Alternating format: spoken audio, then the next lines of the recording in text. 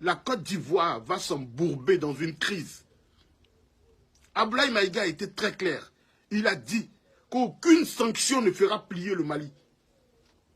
Quand un homme s'arrête devant, plus fort que lui apparemment, et qu'il dit que plus rien ne l'effraie, vous aurez compris.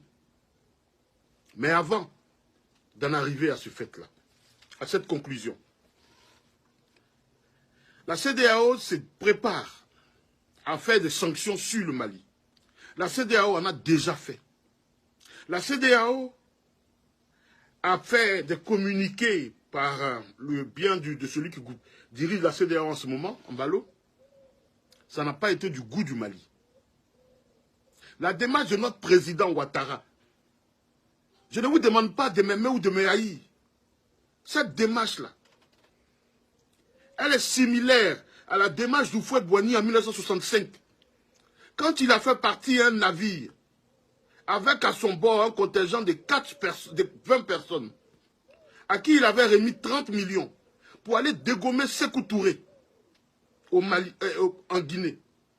Et que Sékou Touré a appréhendé, a raisonné ce navire qui nous avait été offert aux sorties de l'indépendance par la France.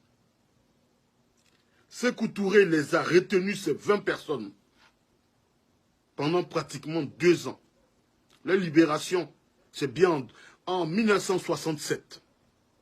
Houphouët-Boigny a été obligé, premièrement, de permettre à Mathieu Ekra de dire que la Côte d'Ivoire n'avait pas envoyé des gens dégommer Sékou Touré.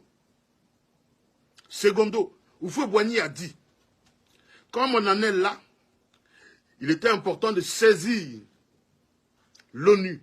Il a saisi l'ONU.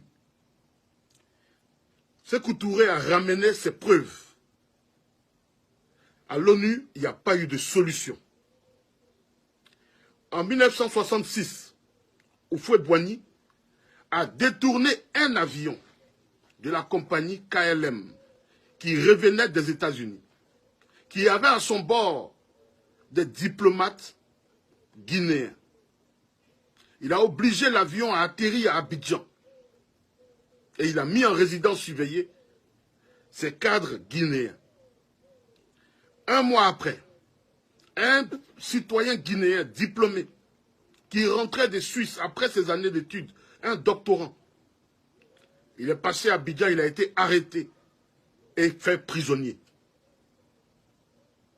C'est ce qui va permettre le dénouement de cette crise. Nous étions en 1966.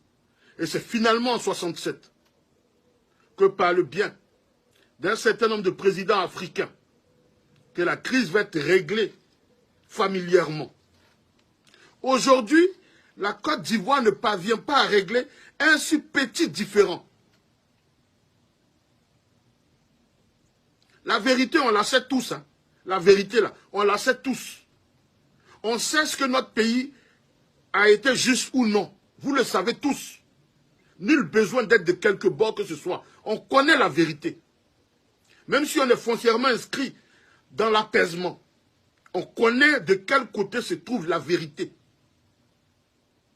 Les Maliens se trouvent aujourd'hui dans une posture de dire qu'ils ont raison. Les Ivoiriens en font de même.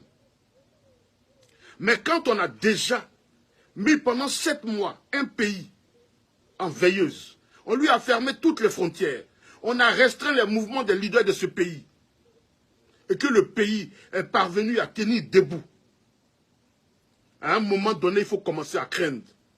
À un moment donné, il faut commencer à se poser les bonnes questions.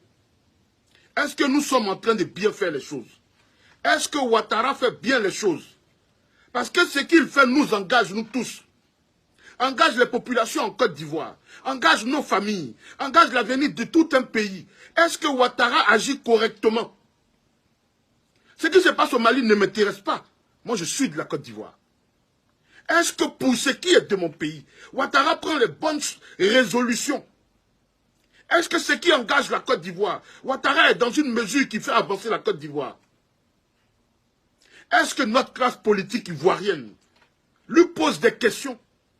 Est-ce que l'Assemblée nationale le fait asseoir pour lui demander, Ouattara, notre nom que tu envoies là-bas, là, l'affaire malienne, là, est-ce que tu as tous les contours pour maîtriser l'affaire? Pour ne pas que ça nous retombe à la gueule. La Côte d'Ivoire, c'est 322 642 km². 1 kilomètre occupé, c'est une Côte d'Ivoire vassalisée. Est-ce que Ouattara prend la mesure du chaos qui est en train de venir aux portes d'Abidjan? Ils ne vont pas s'arrêter là au niveau de la CEDEAO. Ils vont aujourd'hui prendre des restrictions contre la Guinée. Le Mali était tout seul. Il est parvenu à tenir debout. Qu'importe ce qu'on veut reprocher au Mali. Mais on doit apprécier les choses telles qu'elles sont. Le Mali est resté debout. En Côte d'Ivoire, en 2011, on n'a pas réussi à rester debout. On n'a pas réussi à rester debout. La crise ivoirienne qui est née du j'ai gagné, tu as gagné, tu n'as pas gagné, j'ai gagné. Cette crise-là n'a duré que 5 mois. La crise malienne. Les restrictions en Côte d'Ivoire ont commencé le 11 février 2011 par l'embargo sur les médicaments. Suivi le 15 février de la fermeture des banques. Donc embargo financier. La Côte d'Ivoire n'a tenu, pour dire vrai, qu'un petit mois. Le Mali a géré 7 mois de restrictions économiques.